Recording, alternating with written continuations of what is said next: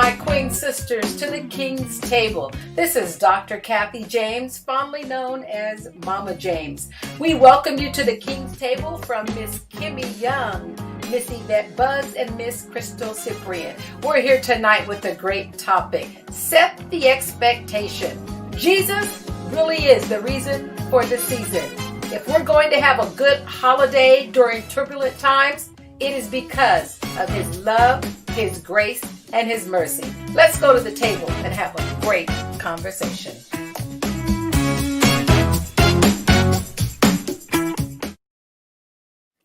Well, hello, ladies. God bless you.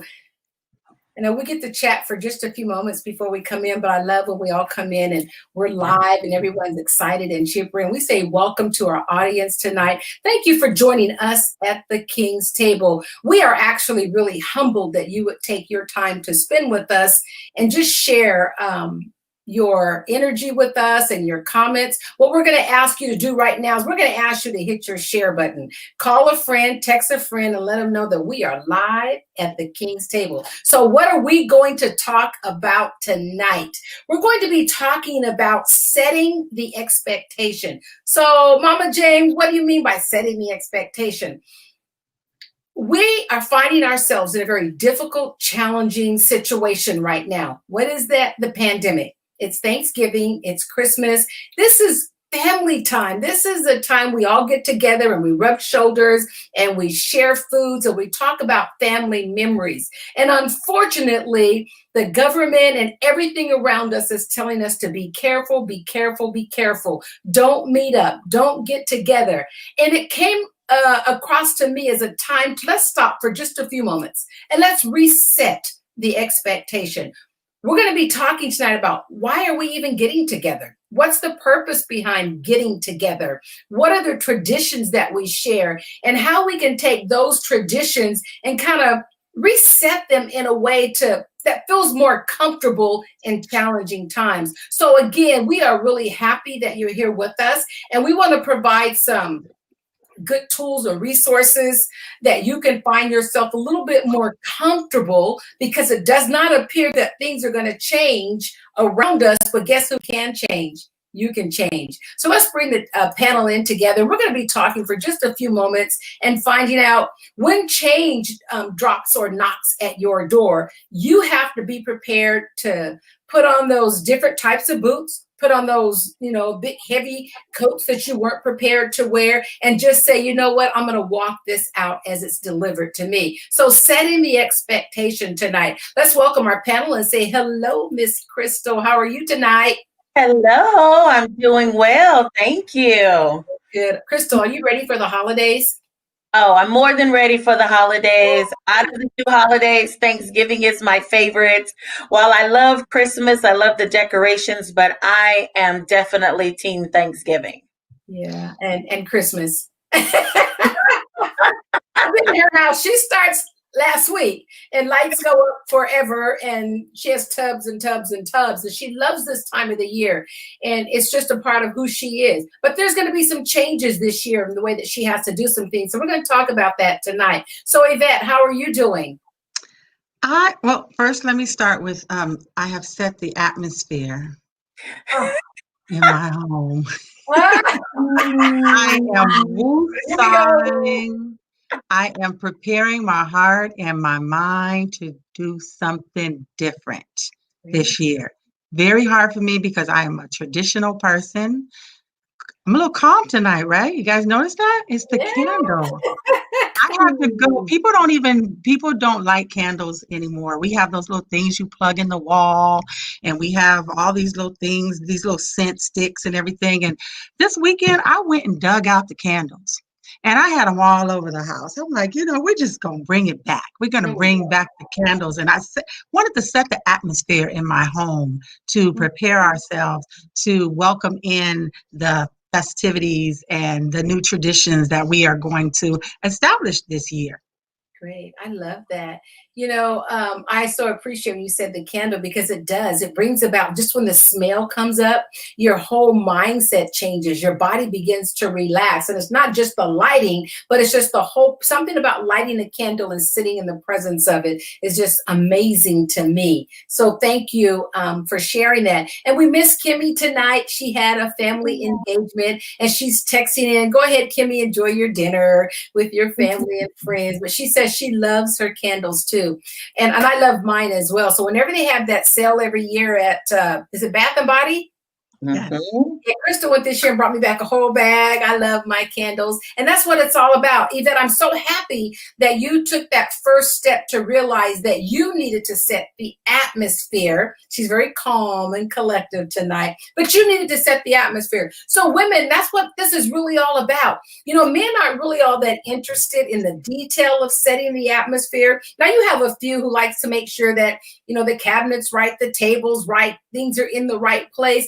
We're not necessarily talking about those types of traditions. However, those things are important because if you like that beautiful table setting and the silverware all spread, I think that's a beautiful tradition to continue. But we're talking about the traditions of our heart. Where are we in our heart? God really did intend for us to have a beautiful time together with one another. Again, we're challenged this year, but it doesn't mean we can't find different ways to enjoy one another.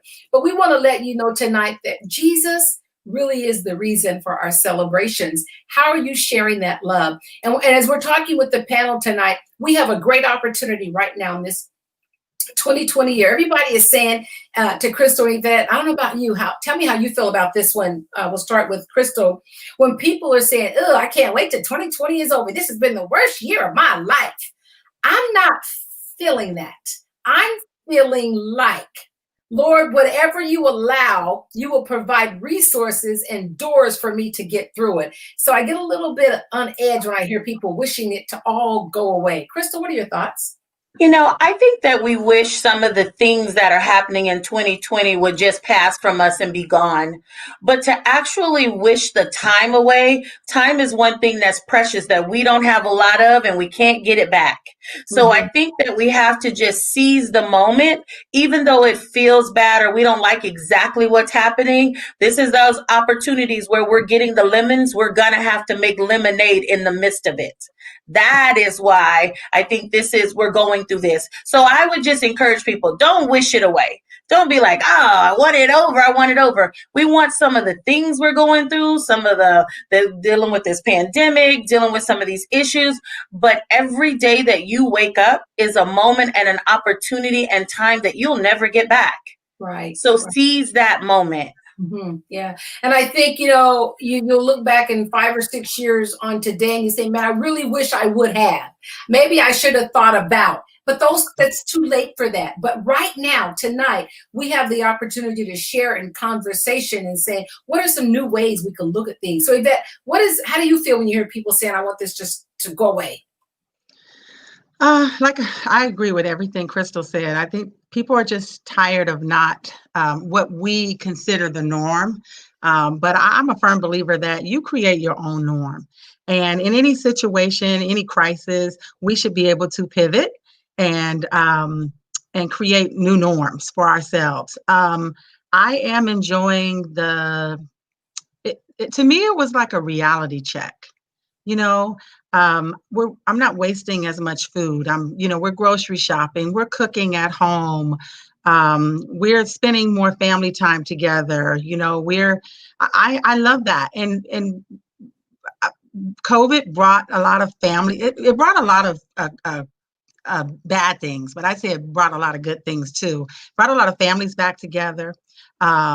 Brings to your remembrance how grateful, we should be just for life itself. We found, a lot of us examined ourselves and found that we were selfish in ways.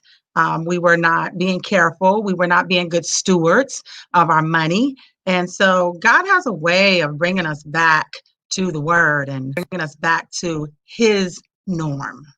And you know, and I was listening to Phyllis Schreier a couple of weeks ago. I was blessed to do Fervent 2020, and I think I shared this with you all before. And she said, God did not change. No matter what's going on around us, God did not change, but we are changing.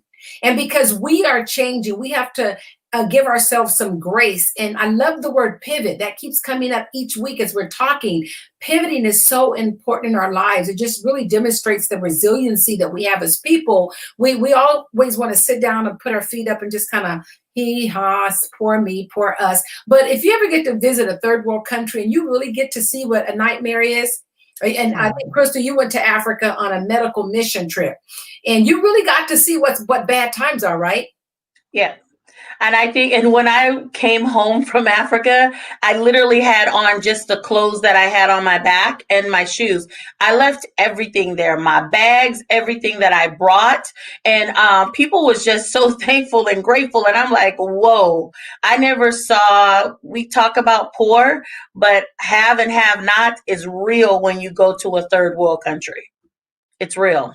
Really real. And we think about, oh, like you said, you came back with the clothes on your back. And I remember I too, when I went to another country, I just came back with what I had on because they asked me for everything. And I thought, you really want this? It's something that I didn't really want or need, but you just leave it. And they were so appreciative, like you gave them something of great value.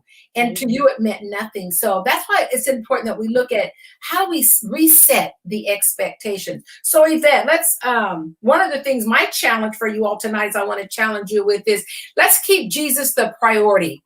If in this next end of the year, we just got a few more weeks here, let's keep Jesus the priority. And Crystal said something earlier that I want to kind of piggyback on right now, which she'll talk about a little bit more in detail. And that is really realizing that it's not just us that we're setting the expectations for, but it's for those who don't know the Lord. It's for those who don't have relationship. We have an opportunity right now to witness in a whole new way. So we want to really take advantage of that. So Yvette, talk to us about what are some of the things that we can explore that will help us in keeping Jesus the priority. Well, when I read that question, I immediately thought of the story of the birth of Jesus and how we have stopped telling it. So I think, first of all, we need to just right now in this time during the pandemic, we need to start telling the story.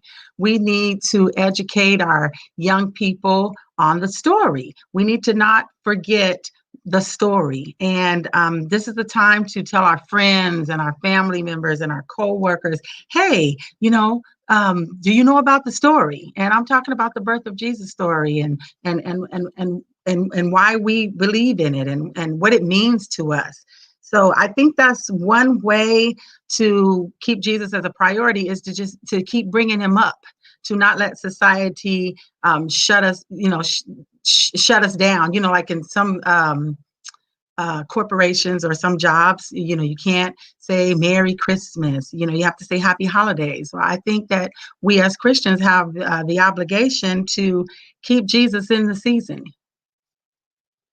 Man, I agree with that. And I'm still the one, I go to the grocery store and they say Happy Holidays. I say, it's Jesus. Merry Christmas, Jesus. And they can't say it. And I have to watch myself because they want to say it. Some of them are just on the edge and I don't want them to get in trouble, but I still want Jesus to be a part of my everyday experience because I'm a Christian 24/7 and I love Jesus 24/7. And I want everybody to know about it. And I love the fact, Yvette, that you said, tell the story. And we're not telling the stories. And that is actually, God in the Bible tells us that we're to tell the story in the morning, in the noonday, and the nighttime. We're to tell it to our children. We're to repeat it over and over and over. And I really believe, and that's why I think it's so important tonight when Crystal starts talking, as we all really discuss about traditions, a lot of our young children today, they don't know about traditions because their families aren't having traditions. When I grew up, we ate at the dinner table. My kids ate at the dinner table. Do you hear people that you work with talking about they eat at the dinner table? No one's eating at the dinner table anymore. Those are traditions that we can change today by setting the expectation. So Yvette, what about stress around the holidays? Well, I kind of wanted to go back a little bit because I think I might have skipped. We were going to talk about gift giving during the holidays. Go right ahead. And so, a lot of us are, we like material things. I love material things. But, this year, you may want to consider doing something a little different. So for myself, I want to focus this year on the need and not the want. Usually we ask people, what do you want for Christmas? And I've been asking people, what do you need for Christmas? And I think that's a new thing for me because I want this, I want that. Well, what is it that I need? And then we'll find out that a lot of people, a lot of things that we had on our list that we thought we were going to give people, it's not what they need. And I think in this time of the pandemic and people being laid off, I think we need to focus on the need.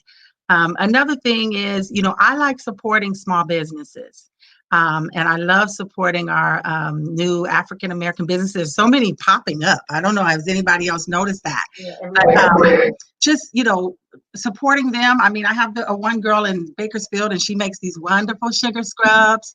And I'm going to be buying these for people. I want to support her and I want to spread her name to my loved ones, bracelets. I have a, wonderful lady that makes bracelets. I actually made these myself. So that's another thing for gift giving. Some of these beads were my mom's beads. And this is just something that we did. My sisters and I, we took my mom's beads and then we took our beads and we added them together. But this is something that you can sit down and do and it'll come from the heart. It's not something that I can go to Macy's all day and buy, a gift, earrings or whatever, but give someone something like this that you put your time and effort into and they'll love it forever. Teach your grandkids how to crochet. I just did this. I just learned how to do this the other day. I YouTubed it. Gift giving, that's gonna be somebody's gift because they need a blanket and it's gonna be a blanket that I made from my heart. So Crystal, what is your ideas around gift giving in this time, this year? Yeah, see, gift giving. So gifts are not my love language. I'm just kidding. Gifts, that's not my love language. So, but I want the bracelet. Go ahead, Crystal. my love language, but I have one of my daughters, Aaliyah, her love language is gifts, and gifts. And sometimes that matters to people while, for me, it's really the quality time. Because even if someone sat and wrote me a note and hand wrote a card and wrote that to me, it would be more than you buying me whatever gift you can find at Macy or Nordstrom's for me. So I feel like I will always do that. So I always write cards to people for Thanksgiving and Christmas because I want them to know I'm thankful for them, that I appreciate them. And that's what I do. Because, unfortunately, we usually give our love language to other people, right? So I appreciate words, right? And written words, written form. So we will still do gifts. We decided to do something a little bit different because why put the burden and the financial burden on giving gifts? We're going to just pull names. And so you're going to buy a gift for one person. And then that way you don't have to worry about trying to get gifts for all 10 people in your family. Just buy one gift because things are just things at the end of the day. And you just collect them and put them away and they're just things. And regift them next year, somebody else, hopefully not the same person that gave it to you. Then I've had people back in the bag saying Merry Christmas. Like, I gave this to you last year. Or I go to the Goodwill and buy all those Christmas gifts that people spend all their money on and the people didn't want it. And most of the time it's still in the box or the bag. So, yeah. So, Mama James, what does gift giving look like for you this year? Well, I have a new mindset, and truly gift giving would be my love language because I am a giver. I love to give. But over the last couple of years, I've been asking the Lord, really teach me how to give. And I've really switched to more your mindset of what are the needs of people. But let me tell you, when you get to the needs of people, they can be offended by when you give them what you thought or they said that they needed. It's like, this is a Christmas gift, but yeah, it is. You needed it. So sometimes, Crystal, Wait a minute. So back up. Talking from the one who doesn't, gifts aren't my love language, but I can remember a vivid moment, scarred in life, scarred. My grandmother, she gave everybody, gave my brothers toys and gave my other brother video game, and I got a blender. She gave me something that's for the kitchen, household for me. And, I was like, why did I get a blender? So, and I know because I like to make smoothies and different things like that. So she was thinking that it was a need for me. And I was thinking, why did I get a kitchen appliance? Yes. So that doesn't work. So sometimes when you are thinking of needs, don't show up with no deodorant. Don't be showing up with none of that stuff of needs. Y'all really need to know what that looks like for people. Don't scar folks with your need gifts. Yeah. You have to be thoughtful with need gifts also. One year my husband did give me an iron, and I can't tell you what an iron is because I think I threw it away. I said, no, it's not a gift. That ain't no Christmas gift. What you give me an iron for? So your question to me is, what is my thought this year around gift giving? I'm really going to work with, I think, buying food and buying essentials for the home, which will be foods, toilet paper, those types of things for families that I know. I was listening to the news tonight about, they were saying families who have adopted kids, the adoption homes, they really need resources this year. So I'm thinking about doing my gift giving that way this year and going to the shelter, doing different things of that nature, but not spending money on toys and gifts that kids would want. I'm not doing that. Yeah, that's a good point. And then back to the stress around this season. I mean, this season is stressful for some people without COVID. It's the hustle and bustle and living up to society's standards and, the gift giving and all that. So we really need to look at, talk about how we deal with the stressors. There are a lot of people that have lost their jobs. They're worried about what kind of Christmas their kids are going to have. So let's talk about some of the stresses and how we can help people that are going through depression and being stressed out over the Jesus's season. This is not what he meant for it to be. We should be happy. I was telling a lady in a grocery store today, she had just lost her job because of COVID.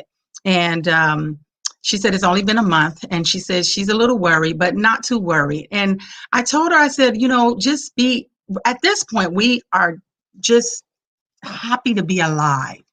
There's so many people that have perished or that have gone on.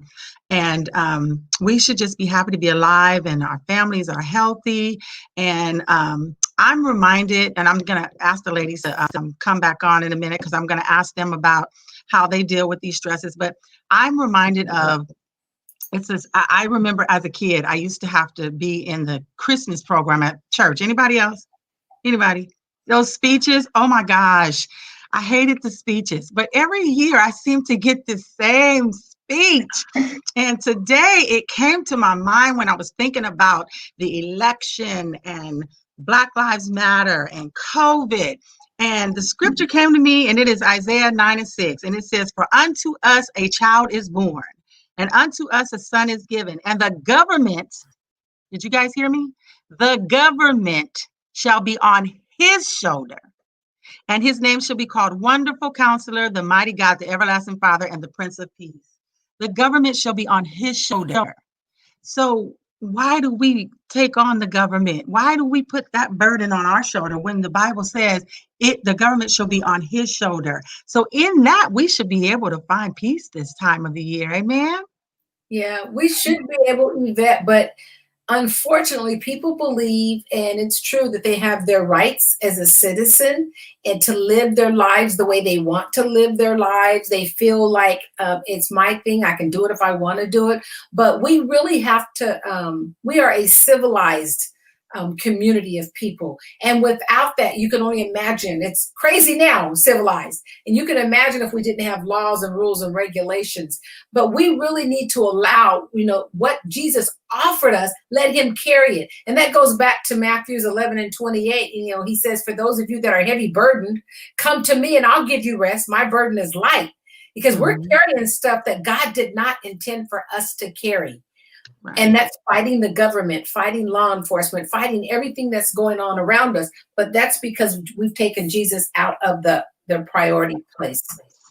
Good. I like that. Some things that you talked about, Yvette, with stressors, some of them we kind of create on our own, because if you're going to live your Christmas or your holidays on your credit card, that's a created stress.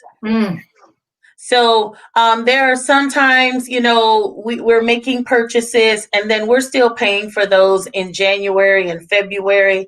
So I think that one thing we should do is think about, what are our finances when we're going into this Christmas season? What are we comfortable spending so that we're still not paying for that when we go into 2021, creating another stressor on us?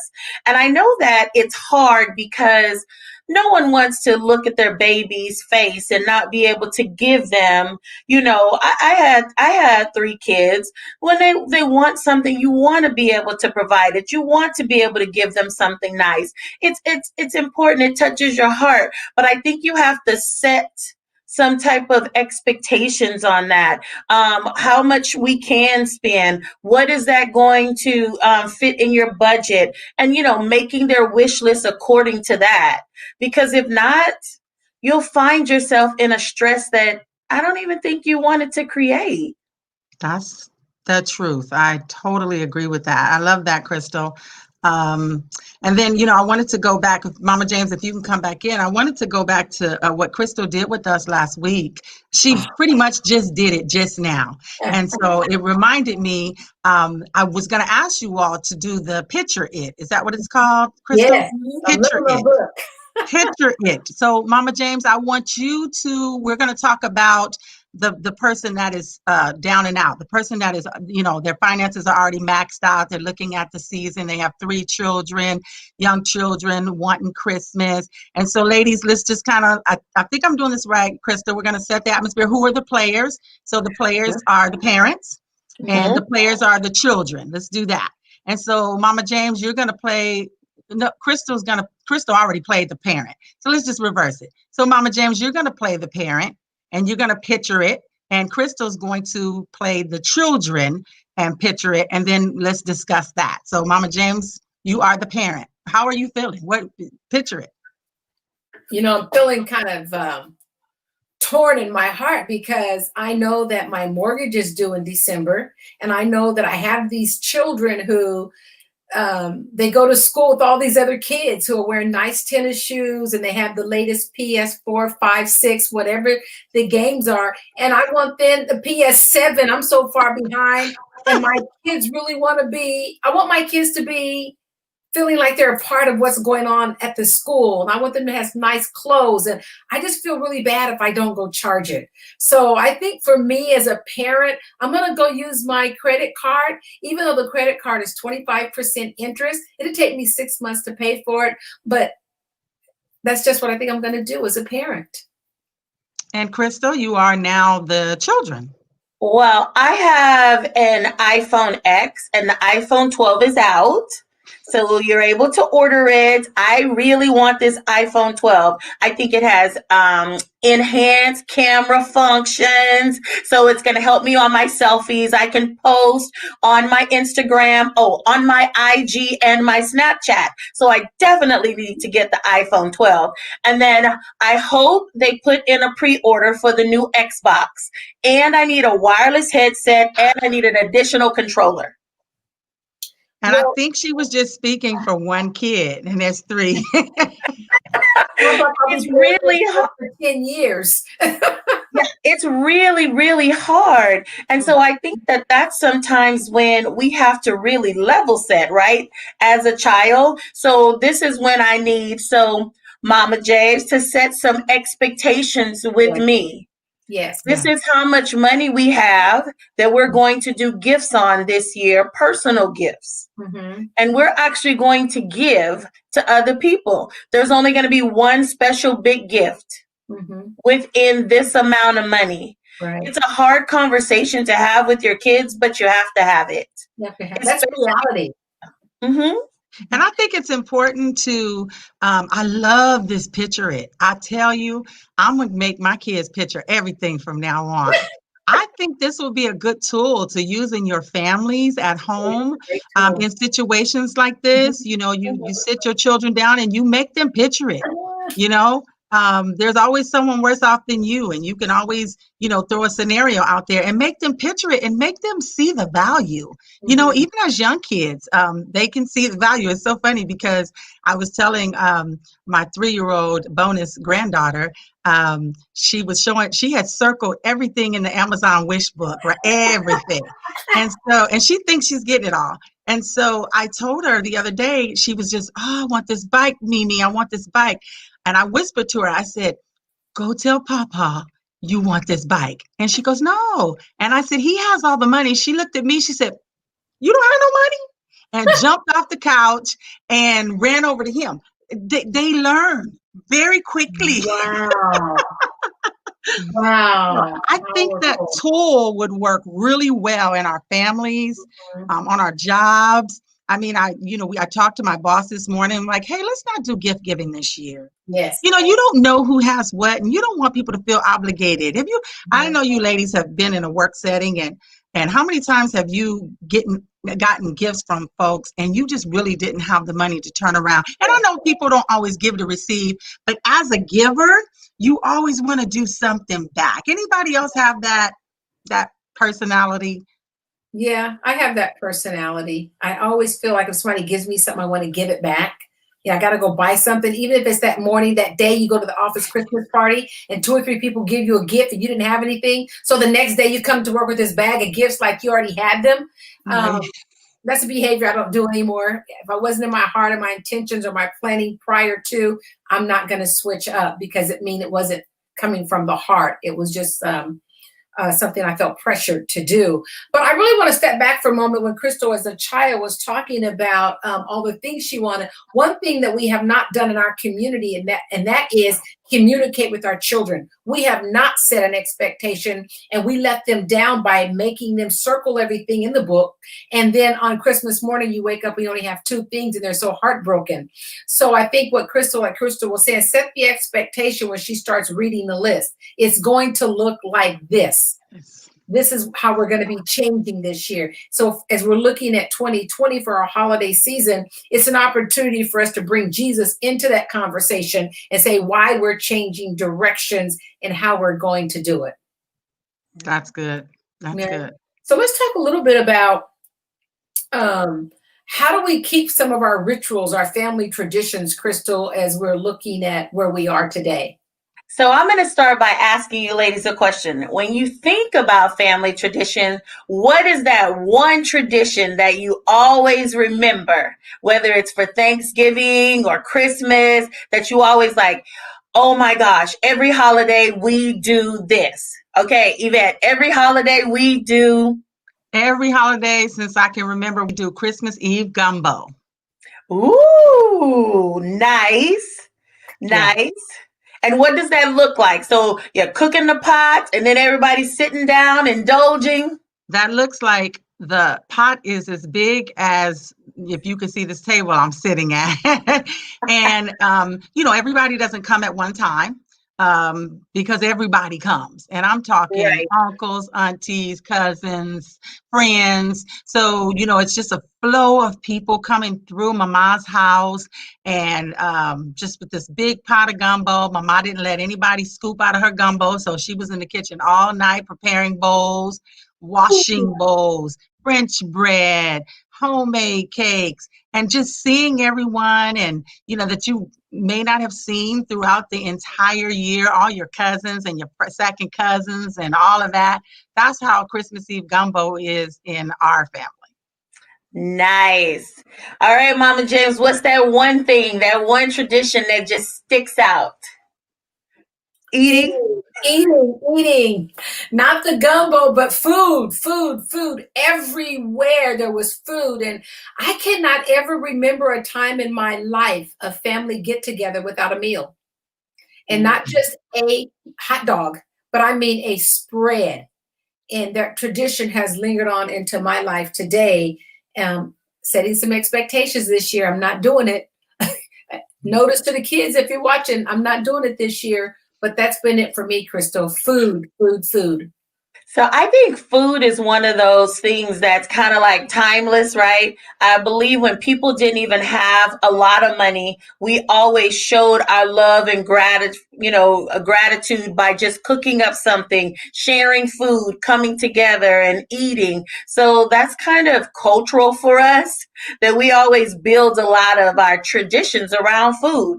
Mm-hmm. So my tradition that I just love. So Thanksgiving is my favorite holiday, right? That's on Thursday. So Wednesday we cook, and I believe in pulling all my girls in the kitchen. I believe in making stations so that they know how to make these dishes when I'm no longer here, because they made them with me, whether it's the dressing or the mac and cheese or the peach cobbler or making the dough. They know how to do it because we roll it and we do it together. And then we normally would do Black Friday shopping. We would get up, we would take a nap, lay down. We would be at wherever we needed to be at midnight. I'd bundle us all up in the same color sweats. We all have the same color warm-up so that I can point them out in the crowd. I can see them. And so we would go do that. And then I know she is. And then when we come back, we would come in and then we would set up Christmas on Friday. Do the lights outside, do the tree, do everything and decorate. That is one of the traditions that I have created with them that I love. Friday sets up Christmas. You enjoy Thanksgiving and go right into it. So as we're getting ready for this season, I have to think to myself, how am I going to stay true to some of those traditions that have come so dear and near to my heart? And even with the cooking, I was like researching and talking to people at work, and some people are like, I'm not going to have my family over and we're not going to do this. And I'm like, well, how are you all going to cook together? And, I'm always wanting to be solution oriented. Maybe you could set up iPads in each one of your kitchens, put it in the window, and then you all could be cooking at the same time, watching each other. I'm just trying to think of what other solutions can you do? Right? How can you still stay true to some of your traditions and just kind of scale it back in the season that we're in? Yeah, Crystal, I know for me, like for Easter, I was saying earlier, we couldn't go anywhere for Easter because of the pandemic. So we actually did Zoom meetings, and we did Easter egg hunt over the Zoom, and the little kids just loved it. I sent all the stuff. I made these gift bags full of the Easter eggs and little baskets for them. And I sent it home with their parents, and they hid all the eggs, and we came on the Zoom and I read the little clue, go look under your bed, right where your pillow is, see if you find anything. Nice. And we waited till they ran upstairs and came back. It's an egg. And that was a lot of fun because we couldn't get together and the children got to experience that. So for Christmas this year, I'm thinking what I would like to do is do a Zoom with watching the kids open their gifts and together that I do get them, so we can have those moments together. Yeah, that'll be nice. How about you, Yvette? Have your mind been thinking about how you're going to do some of those smaller rituals and traditions? Well, I was thinking of yours, when you said, you said you taught your girls how to make all the different items. Maybe they can each be assigned an item, and then, you guys can come together on Zoom and show your item. But like for our gumbo, no one has discussed it, but I was thinking that I would love to get some to-go cups with the lids and have folks drive by and pick up their cup of gumbo. I mean, there's ways to do it. You can always, come to my door and I can have your gumbo and a couple of pieces of bread ready for you and some homemade 7-Up pound cake and send you on your way. But at least I made contact, and at least you get to eat that wonderful gumbo, and so you won't really miss not having it. Right. So that's a thought. Yeah. It is a thought. Yeah. Because it's important, right? Because tradition is something that really binds us together, right? It's what we depend upon. It's what connects us. And I think that's the most important thing with this whole conversation right here, is finding ways that you're still going to be able to connect with your family. Mm-hmm. Finding ways that you're still going to be able to pull each other together, even if it's not your traditional way that it's been for years. Mm-hmm. But find those moments, find those opportunities, and just incorporate those. Right. Start brainstorming. If anybody is out there that's watching and you have some creative ways that you're going to start doing some of your traditions, as we're just kind of thinking about how we're going to meet, what we can do, please share those, because we're all in this together. No one has the right answer. There is no right or wrong answer. We're all just trying to figure out, how do we stay connected? Right. And what today. we're not doing is we're not telling people not to get together, but what we are doing tonight is we're trying to really find a common ground where we can still appreciate and enjoy one another. And we're reading a book right now at our church called Get Out of Your Head. In one part of the book, it talks about God is a God of community.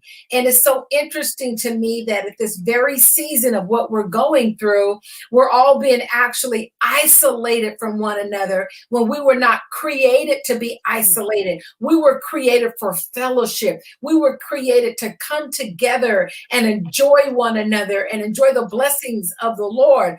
But we have to take the responsibility. And again, women, I leave it at your doorstep to say to you, you get to set the expectation for your home. What is the flavor of the candle, Yvette, that you want in your home? What are the colors that you want? What plates? Are they paper plates? Are they china? Are they silverware? Are they your mother's inherited things that she left you and that you want to leave to someone else? We get the opportunity to do those things, other than what we can't do. Now, let's not focus on that. Let's focus on what are some of the things we can do. One of the things I want to say about Crystal, and that is, this one lady just said she take out plates in outdoor dining. Okay, that's an something you can do as well, like Yvette was saying with the takeout cups and put her gumbo in it. One of the things Crystal does that I think is pretty interesting, she's crazy about tea parties. She loves teapots.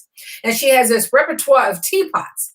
And it's just so nice to see somebody take them, put them out, and enjoy those moments of tea. I have about 2 or 3 teapots, and I have my own little tea parties by myself with me and my Bible, and I set my little teapots out, my cups, and my flavored teas, and I sit there and have my own tea parties.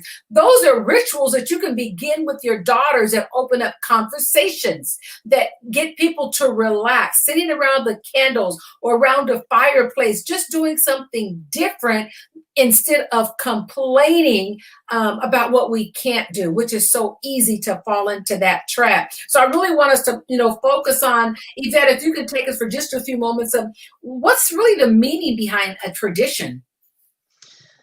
To me, the meaning is just doing something over and over again that you were taught as a kid. All traditions aren't set in stone. They don't have to be.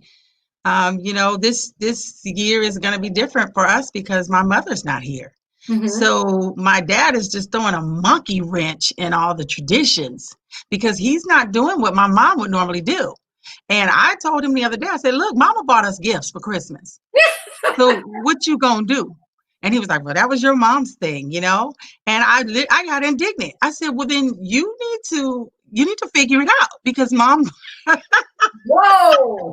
I said, mom bought us gifts and mom came to Christmas and my dad is just different, He's like, I want to stay home and, just bring me a plate and that kind of thing. So it's going to look different. So we have to, I was telling my sisters, we are going to have to create our own traditions, and it's going to be hard this year. It's going to feel like there's a void, but she's with us in spirit. So I believe that we are capable of doing that. Like I said, it's kind of hard, kind of navigating dad into that, but Right. it's going to be different. But are you willing to give him that space to just have his time alone? And if he doesn't buy gifts, it's okay? Yeah. Yes, definitely. It is hard to picture him alone on holidays, Sure. but I'm coming to realize that I think he likes it. I think he likes being alone. So I think we'll be fine. We're working on, we're kind of looking at some things differently, and it's going to be a challenge, but I think it'll be good. Let me share this with you. I think is interesting. When my big mama died, she was 85, and Big Daddy lived to almost 100. And when she died, they had been married like 67 years or something, and they had never been to a movie theater in their entire marriage. And when she died, he wanted to go to the movies. We were like, "What's at the movies? Never been to a movie theater." But he said, "Big Mama never wanted to do those things, so I didn't. I honored her." So then once she died and he had a little window of time to still enjoy some things, and he did, he went to the movies. Yeah. So if this is your dad's way of saying that I want to enjoy this capsule of time by myself for just a little bit, if we can embrace some of that and allow him that time to do it, I think it would be healing maybe for him. He doesn't have to sit all day, but just, make sure that he's comfortable and has what he needs. But see if he just needs that space to recapture time for himself. Mm-hmm. Good. I was just going to kind of throw out, COVID started right in February, and I'll just kind of throw out the Sacramento County, while there's been over 31,000 cases, there has been 527 deaths. In those 500, and make sure my numbers are right, in those 527 deaths, that means this holiday season, somebody's grandmother's gone, somebody's mother's gone, someone's father's gone, their brother's gone, their sister's gone. And so this is going to be the first holiday season without their loved one. And what does that look like? So they're going to be experiencing their loss for the first time. And then you also have those that are single during the holiday season. While the holiday seasons are happy for a lot of people, and it brings back a lot of good memories, there's a lot of people out there that they don't have anybody. They don't have anyone to really share that with. And the holidays bring loneliness to them. So I think that we really have to get into a place, like it says, acknowledging the feelings of how we're going to handle this. This is my first Christmas without Momo. This is my first Christmas without Papa, right? And trying to adjust to that. So we'll have to be mindful of that in the same time. And some of the tools that I think that we can really give each other is, one, allow people the time that they need to feel however they need to feel. Good. And then second, I don't think it's good when people just stick their head in and act like, oh, they didn't die, they're just gone, or they're just not here, right? I think we have to really acknowledge them and laugh and talk about it. Like, oh my gosh, Momo she made the best peach cobbler ever. I think about my own mom.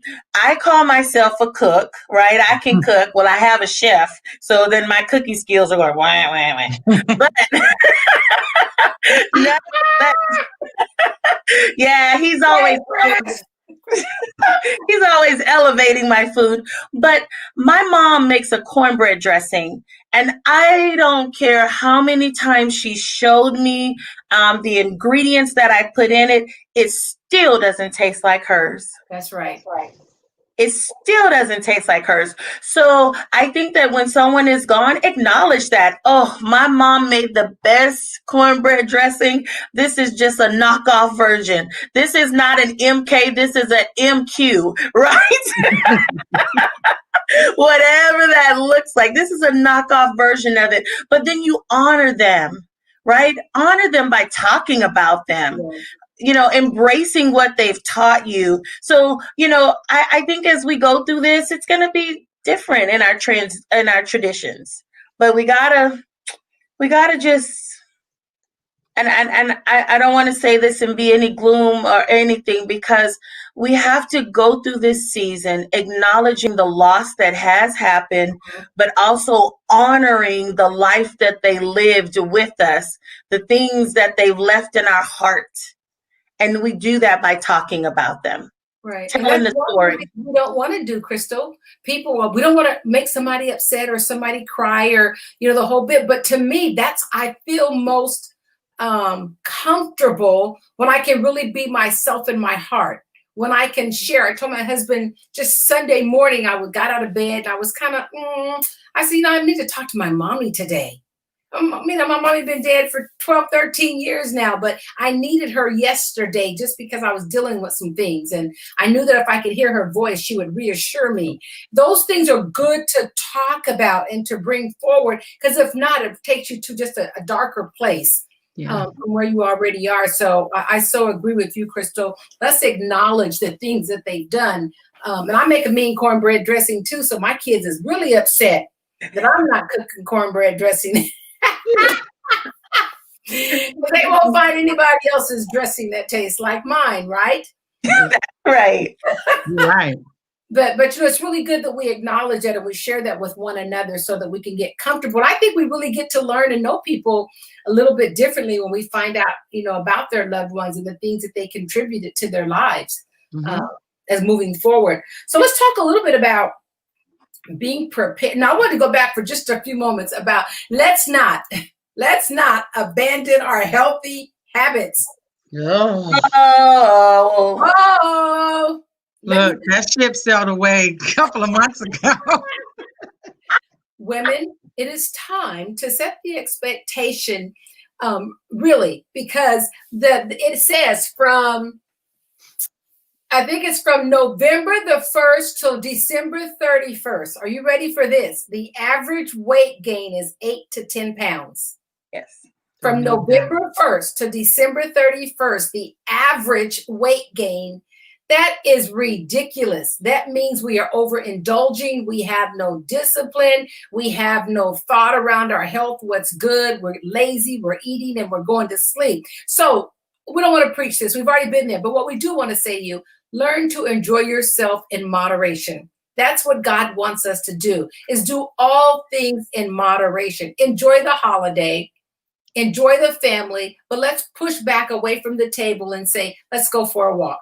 Let's put together puzzles. I did go out and buy the kids puzzles. Costco has some beautiful puzzles right now for $10. Beautiful puzzles, nice puzzles. I bought the kids puzzles to put together while they're here so I can start talking to them about my holiday traditions and things that I've done, because I know they won't be with me next week. But I can spend this time that I do have them in a safe environment talking about that. So let's make sure that we're not overindulging. Women, get enough sleep. Crystal, I know you're going to be cooking all night long.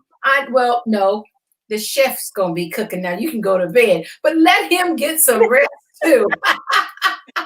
He needs rest too. But women, we don't get rest. We're busy trying to clean up, get things ready, and inviting people over. But let's have a different expectation this year. It's okay if things are not in order. Things don't have to be perfect. That was one of our areas of discussion, was traditions don't have to be perfect. They don't have to be just like your mothers, your fathers, your aunties. Just enjoy the time together. Do some deep breathing exercises. Burn those candles that I got in the bathroom under the counter. Get them out and burn those candles.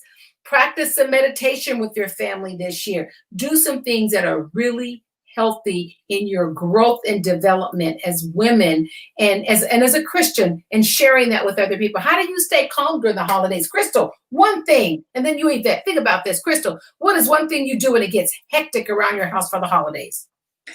Hector, I have to have a moment. I usually need a quiet moment for me. And then, unfortunately, one of the things that really make it nice for me, I need to have a little bit of order around me.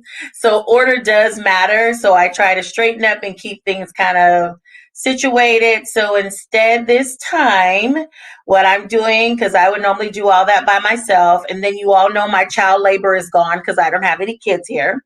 So I had to actually hire a housekeeper to come in and clean the house. And I am okay with that. Hey, I am okay with that. Yes, absolutely. Because by the time you go to the store, pick it all up, bring it home, unload it, get it in the kitchen and start cooking it. You sit down to eat and you go, wait a minute, the food is gone in 5 minutes. Everybody's done. You're so frustrated because you're exhausted. So that's a great, I love that, Crystal. Hire a housekeeper. Find another teenage kid that wants to make a few dollars and let them come in and help, unload the car or whatever. Some different things that you can consider doing. Yvette, what do you do when you get over stressed out in the frantic holiday season? Well, I just love what Crystal said about hiring the housekeeper. I hope my husband is watching this, or if he hears me in the background. I've already done the research. I've already had the lady come in and give me an estimate. And I believe it's not something that I want. I believe a housekeeper is something that I need. So I just have to put that in there. But every time I get stressed around the holidays or whatever, my husband always he just says, Yvette, go take a bath. And that's how I de-stress. Go take a bath. Mm-hmm. And I'm trying to get him to buy me a clawfoot tub. Got a lot of needs, right? Got a lot of needs. But I told him I'm getting older and I need a little higher tub, And I have this wonderful Dr. Teal's has the best Epsom salt. They do.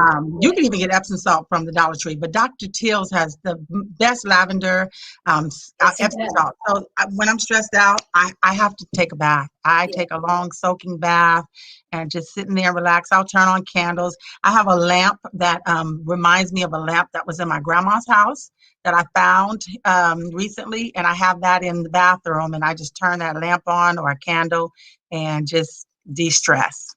Good. Yeah. And that's really important. I use Calgon. And that one Epsom salt, Dr. Teal, Walmart has a great price. I don't use one from the Dollar Tree store because it's not as good, but Walmart has a great Dr. Teal's, great price. But I have to step away from everything. And I'm really of a control freak in the kitchen because I'm super clean. I'm super, super, super clean in the kitchen around food. So I need things to be organized in order. I can't have anything out, and I kind of control that. So for me, when I get overstressed in that, I make sure I get up at 4:00 in the morning. So when everybody comes to help at 10, it's all done. Mm-hmm.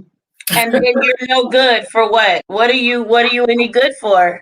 To sit down and go to sleep while they're all sitting there looking and, talking and everything. And as I'm growing older, that's why I'm saying I'm not going to do that because it doesn't serve me well. And it doesn't serve them well because they know that I'm exhausted. So I have to really make sure that I monitor myself around that. And one of my ways, too, is taking a nice long hot bath or go for a walk. And another good tip is, we cook a lot of food in my family. We always have way too much food. Yes, so when I'm shopping this for Thanksgiving, I've been looking at smaller portions, smaller ham, smaller turkey or whatever I'm looking for, because this year I'm not cooking to have lots of leftovers. I'm just going to cook enough for whoever is there. And I also, Sister Kendria McKnight posted, she was looking for 10 ladies to join the Girl Trek. Yes, I thought let me sign up for something like that right now before the holidays. So I'll be moving before I go into them and hopefully continue to move during the holidays.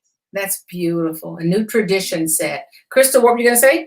One thing I think about, because you talked about how you're doing the busyness and the cleaning and all of that. We kind of stress ourselves out a bit because we do all of this stuff that we have to do in preparation, and we really can't sit back and enjoy the relationship of just sitting and laughing. You're always busy. You're in the kitchen. You're doing this. You're doing that. And you're not in the midst of the fun of the just sitting down and just enjoying. And I think that if you would allow people to come together, many hands make light work. So if you cook together, clean together, then turn around, and when everybody everybody's kind of sitting around, everybody gets to sit around and enjoy it. You're not just the only one that's in the kitchen still cooking and slaving and doing. I think that that would definitely decrease a lot of the stress. And we owe that to ourselves. So I would encourage everyone, be kind to yourself during this time. And I know, Mama James, you said don't abandon your healthy eating habits. Some of us probably don't even have any. So it's like we don't have any to abandon. But I like what Shantae said is just do everything in moderation as your key. Use it as an opportunity to enjoy your family, have some good food. You don't have to eat 3 rounds of food. You can just eat once and be kind of done with it. So I think that would help. And I'm looking at the live feed here, and someone made a recommendation, and they said make main dishes and have other people bring side dishes. You don't have to cook the whole shebang and caboodle. Right? People can help you. They want to help you. They want to enjoy too. They want somebody to say, "Ooh, this macaroni was good. Who made this mac and cheese?" Right? Just share it. Just share it. And that's, and here we are, women, and this is what's really nice. We are the current generation of women who started that process of people bringing side dishes and everyone going to different people's houses, sharing. Our responsibility now is to hand this off to the next generation, teaching them how to do it and create their own traditions. Because at my big mama's house, you didn't bring a side dish. She was cooking it all if it took her 2 weeks to cook it and freeze it. So those are some of the habits that I picked up. Now releasing myself and setting a new expectation of grace to myself is my responsibility. And Crystal, like you just said, I'm teaching my girls in the kitchen all together. That's a new tradition that you've started. So when they go off and start their own worlds, they will do the same thing. And that's why it's really important for us in setting expectations. Remember why we're really getting together. And what you just said, Crystal, make sure you're sitting down enjoying the family. Make sure you're in on the conversation. Make sure that you're getting to play the games that everyone else is playing and that you're not doing all the work. One of the things that can happen, and I want to talk about this for just a few moments, and our time is wrapping up, and that is if you don't learn to share the responsibility and set an expectation, you will close the day out resentful. Amen. Amen. Resentful. I was gonna say I love what Crystal said. I love how she brought that out, and then Mama James, you just brought it out even more. We need to be in the moment. You ever see a family at a table in a restaurant and everybody's on their individual phones? Oh, yes. They've missed the moment. I want to be a part of the moment. I don't want to be that person to where I'm so stuck in the kitchen because I have to do everything and I have to cook everything that I didn't even see that you came through. I didn't get to participate in any of the reindeer games. So and so at the end of the day, I feel like I lost. I was left out because I was not able to be in the moment. And it is up to us to create those moments. We create the moments, but we don't participate in them. So it's important that we find a way to make sure we are in the moment with our families. And that's called setting the expectations of what it's going to look like and being prepared, letting people know in advance. These are the plans for the day. Crystal, what were you going to say? I was just thinking when Yvette said that, I thought about, are you Martha? Are you Mary? Picture it. Picture it. Are you Martha? Are you the busy one trying to get everything perfect for Jesus and fixing everything around the house? Or are you Mary, just can't wait to just be at his feet, to just worship and be in his presence? Who do you want to be?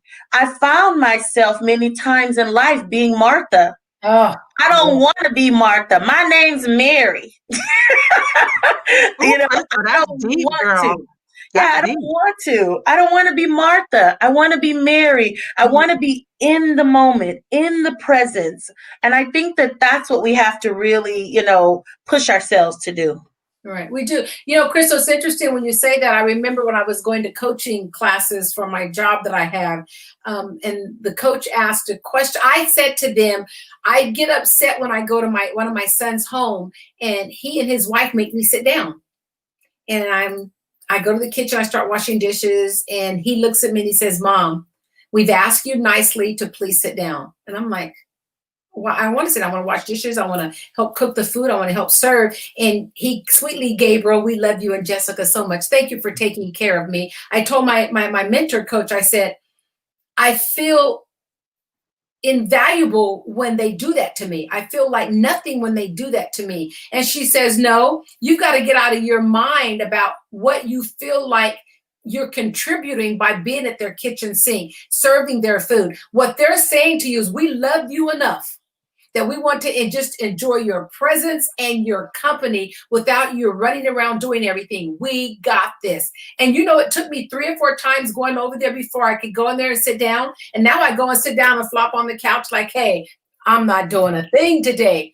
But I felt like that's who I wasn't being my true self if I wasn't doing something, because that's how I was raised. So they set the expectation for me that when I go to their house, I need to take a seat. I'm not welcome in their kitchen. I love that. Yeah, beautiful. That is beautiful. I compliment people all the time, especially women.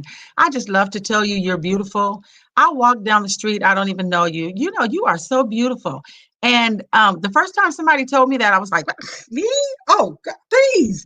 You know, Yeah. I couldn't accept it, but I love that you said that. You need to reprogram yourself. Yes. What are you laughing at, Crystal? When people say you're so beautiful, you know, my dad always told me, who's the most beautiful girl in the whole wide world? It's me. It's me. Pick me, right? So look at my daughters. I've done the same thing for them. I say, come on, pretty, let's go. Come on, pretty, let's go do this. And I tell you, my daughter's self-esteem is probably not the issue at all. They are probably conceited. They are more than convinced.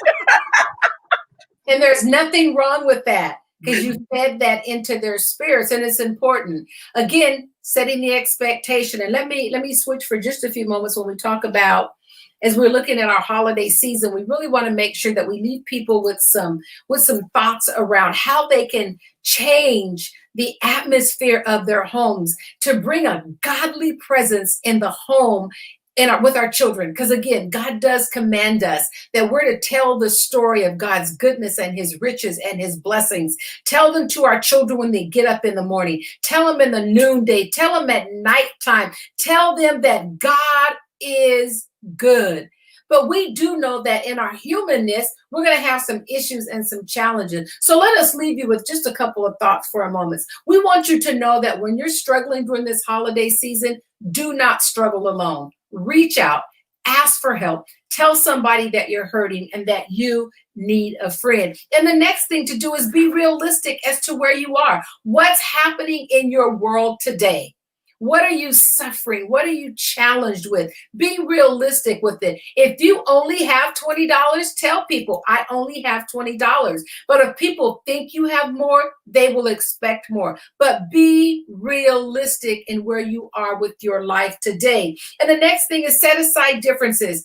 Crystal and Yvette, this is not a time to have issues in our heart, our mind, and our spirit. This is the most wonderful season, quote unquote, time of the year. It's love, it's grace, it's mercy all year long. But this time of the year and this particular season that we're in, we don't know if our loved one's going to be here tomorrow. We don't know who's going to get something and may not make it or be in a car accident. Anything could happen. So women, let's set aside our differences. I don't care if you like blue and you like red and you like yellow. I love you. And that's all that's really important. And the next thing we really want to encourage you all, stick to a budget.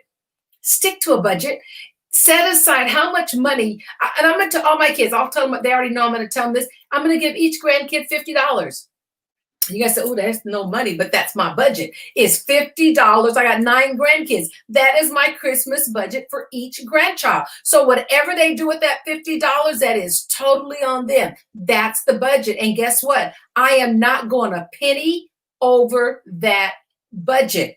So we encourage you all, be intentional about what you're going to do, what you can afford. That's not going to rob you and take you back to Egypt. Because I have a saying that I'm never going back to Egypt. I will never be in debt again. Getting out of debt was a nightmare, and I'm free from debt. So guess what? I'm not going back to Egypt. I invite you to join me. Set a budget and stick with that budget. And then as we close with plan ahead. Plan the things that you're going to do and set the expectation with people so they won't be shocked when they get there. They won't be disappointed when they get there. And they'll know that this is what's expected of me because mom already told me, auntie already told me what we're going to be doing. And then learn to take a breather. Breathe, like everyone said, sit down, enjoy the festivities, invite God into the room. And another thing, learn to say no. Yvette, can you say no? No. Crystal, can you say no? All day long, no. We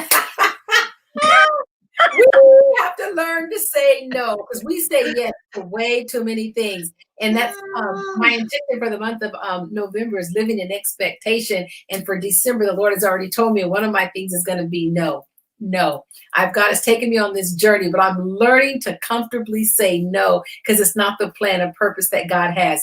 Women, if we're going to set the expectation for our lives, for our families, and lead them in the plans of God for their lives, we are going to have to be the example that they're looking at. We're going to have to be the sacrifice.